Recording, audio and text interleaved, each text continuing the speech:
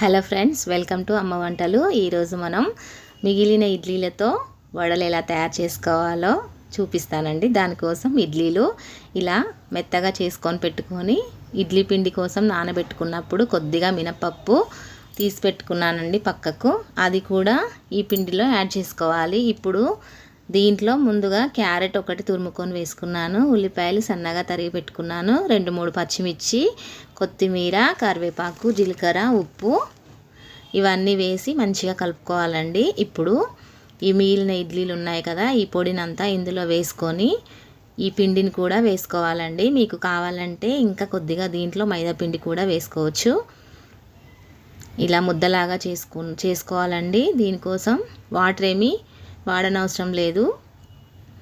ఇలా round balls లాగా చేసుకొని వడల్లాగా ఒత్తుకొని వేడివేడి నూనెలో వేసుకొని వేయించుకోవడమే అండి. ఇలా పగిలినట్టుగా వస్తుంటే మీరు కొద్దిగా మైదా పిండి వేసుకొని చేసుకోండి. నేనేమి మైదా పిండి వాడలేదండి.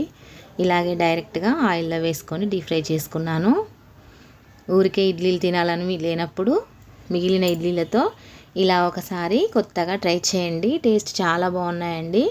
మీరు కూడా ఒకసారి చేసి చూడండి. మీకు ఎలా కుదిరిందో నాకు కామెంట్ చేయండి. ఇలా పగుళ్ళు వస్తున్నాయి కాబట్టి 1 స్పూను మైదా పిండి వేసుకొని చేసుకోండి మీరు కావాలంటే. నేను ఇంకా ఇందులో మైదా పిండి ఏమీ వాడలేదండి.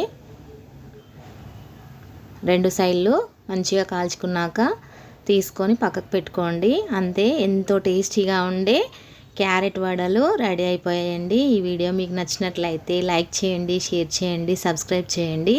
మీకు ఎలా కుదిరిందో కామెంట్ చేయండి.